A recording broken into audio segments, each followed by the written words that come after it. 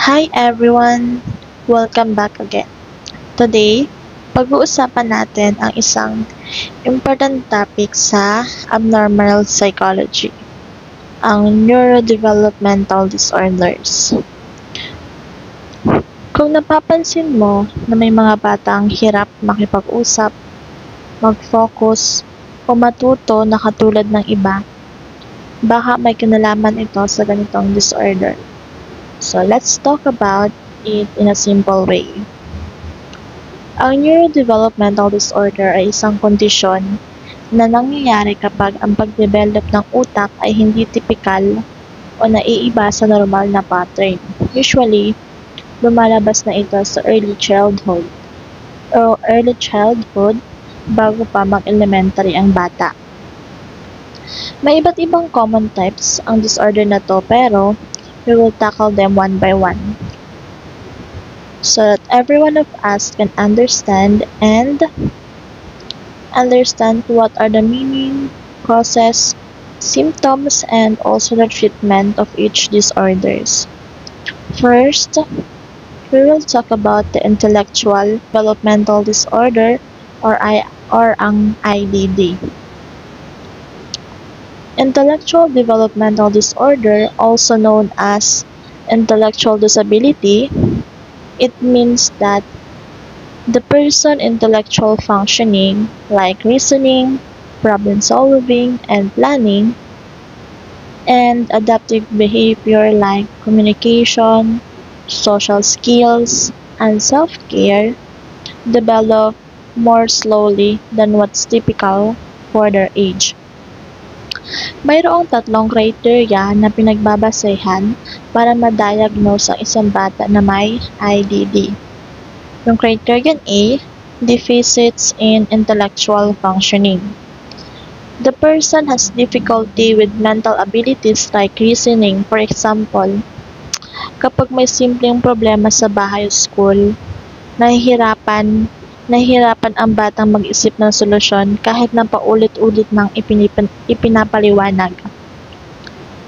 Next is yung difficulty in problem solving. Halimbawa, kahit na ilang beses naturuan kung paano gamitin ang cellphone alarm o magluto ng noodles, nahihirapan pa rin tandaan ang mga steps. Planning. Hindi alam kung anong uunahin. Maligo muna o kumain, kahit na paulit-ulit na ginagawa araw-araw. Abstract thinking, example, kapag sinabing time is gold, naiintindihan niya ito ng literal na iniisip na ang oras ay tunay na ginto. Ganun yung iniisip niya sa time is gold. Difficulty in judgment. Nahihirapan gumawa ng desisyon o magplano ng mga simpleng gawain. Sa academic learning, mabagal matuto sa reading, writing, and math kahit na may sapat na pagsasanay o tulong mula sa teacher. May tawag sa nahihirapan matuto magbasa, tinatawag itong dyslexia. Sa pagsusulat naman, dysgraphia, at sa math is dyscalculia. Ang huli naman is difficulties na present in intellectual functioning in learning from experience. Halimbawa, paulit-ulit naglalaro sa mapanganib ng lugar kahit minsan na siyang nasaktan doon. Sa criterion B naman, so yun yung under ng criterion A. Kapag nabanggit ito na meron ng isang bata, pasok siya sa criterion A. Sa criterion B naman, deficits in adaptive functioning. Ito ay tungkol sa kakayahan ng isang tao o ng bata na mamuhay ng independent o makibagay sa lipunan. Kahit may natutunan sa school, kung nahihirapan pa rin siya sa pang-araw-araw na gawain o pakikisalamuha, pasok ito sa criterion B. At may tatlong domain na pasok dito. Ang practical domain o ang daily living skills. Nahihirapan sa mga gawain sa araw-araw tulad ng self-care, trabaho, at pag-manage ng bahay o schedule. Halimbawa, kailangan na palaging tulungan sa pagbibihis, paglilinis o pagkain. Hindi marunong gumamit ng public transportation ng mag-isa. Nahihirapan sumunod sa simpleng household chores or rules o safety reminders, at hindi makapag-manage ng pera o simpleng errands. Sa social domain naman, at yung pangalawang domain, nahihirapan makipag-usap, makisama, o maintindihan ang social rules. Halimbawa, hindi maintindihan kung kailan dapat makinig o magsalita sa conversation. Madalas na naloloko o napapahamak dahil hindi alam kung sino ang mapagkakatiwalaan at hindi naiintindihan ng mga jokes o sarcasm. At ang huling domain naman nito ay ang pangatlong domain ay ang conceptual domain o ang academic and thinking skills. Halimbawa, nahihirapan gumamit ng pera o magbilang ng sukli. Hindi alam ang konsepto ng oras. Halimbawa, hindi alam kung gaano katagal ang isang oras. 5 oras, 2 oras, o kahit yung minuto, kung ilang segundo ang meron sa isang minuto. Hirap sumulat o magbasa kahit na may regular na klase. Kailangan laging tulungan gumawa ng simpleng instructions sa school, so kailangan ng guidance. Itong mga nabanggit ko ay sinasabi kung kaya ba ng isang tao ang mga basic na bagay na kailangan mabuhay ng independent at makisalamuha sa iba. Kahit matuto siya ng konting academics, kung hirap pa rin sa daily life or social situation, pasok pa rin ito sa Criterion B.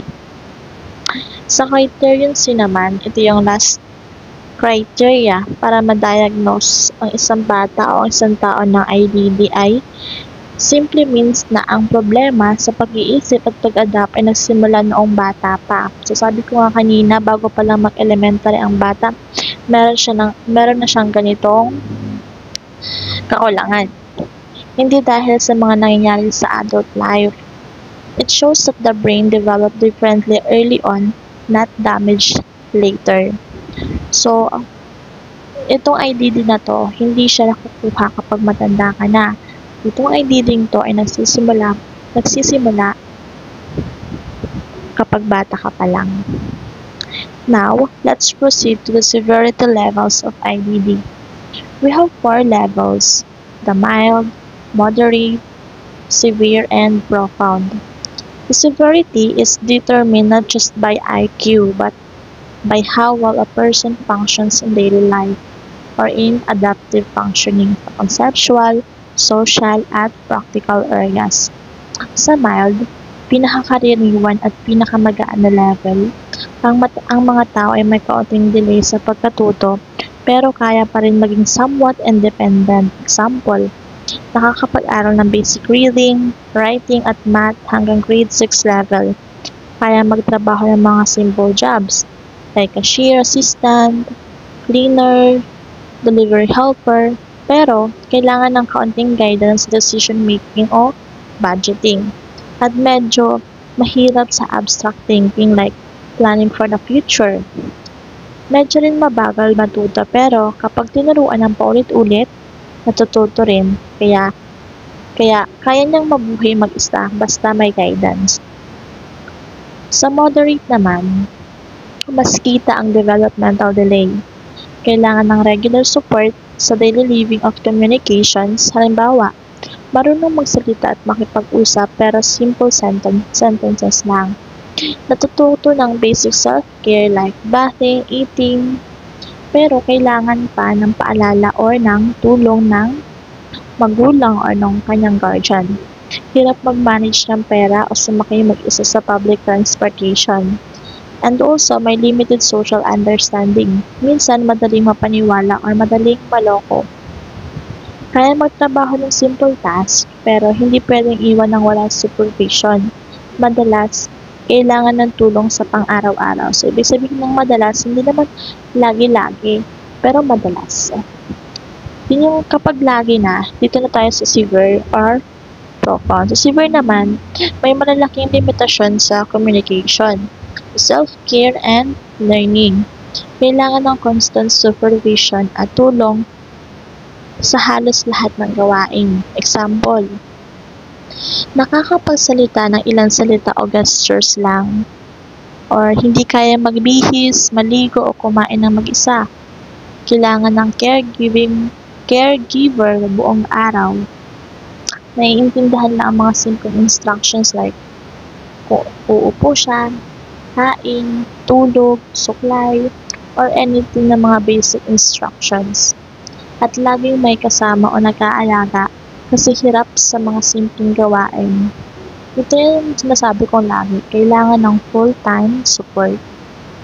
And ang last naman is yung profound. Ito yung pinakamabigat na level. May severe limitations lahat ng domains. Naalala niyo ba yung natabanggit yung 3 domains? Ang social, practical, and conceptual. May severe limitations sa lahat ng domains, communications, movement, self-care, at understanding. Silang mga hindi nakakapagsalita, gumagamit ng facial expressions o body language lang. Madalas may kasamang physical disabilities like seizures, motor problems, etc. Kailangan ng 24/7 care, hindi kayang mabuhay mag-isa, syempre. Naiintindihan lang mga basic emotional cues like kilig, galit, takot, gulat, mga simple lang. Lubos yung bata o yung tao nakaasa sa iba or sa guardian, sa parents para mabuhay. Kadalasan, hindi makapagsalita at may kasamang medical conditions. So, dito sa profound, madalas may kasama ng ibang conditions. Mahalagang tandaan na walang lunas. O take note of that na walang lunas o cure para sa IDD. Kasi ito ay resulta ng brain development na hindi typical. Pero, may mga interventions na pwedeng makatulong para ma-develop ang kakayahan ng bata o tao with IDD para matuto, maging mas independent, at magkaroon ng magandang quality of life. Una ay ang early intervention programs.